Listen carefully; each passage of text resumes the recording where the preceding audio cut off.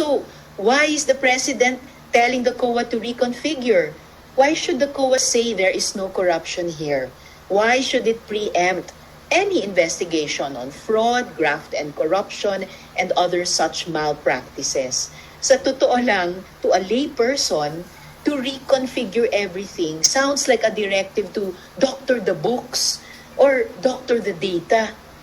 COA red flags are there to tell us how to govern better. But they can also tell law enforcers where to look and which trail to follow. In many instances in the past, ang COA report ay smoking gun or material evidence of corruption. It cannot stand on its own, but on many occasions, it is an integral part of the chain of evidence that can lead to conviction. Ako din po'y labis na nababahala sa sinabi ng Pangulo noong gabing ding iyon na I will stand for Duque even if it will bring me down. But as the country logs record-breaking COVID-19 cases, gaya ng sinabi ni Majo kanina, 18,332 today, the highest tally since the pandemic started, with 3 laboratories unable to submit data.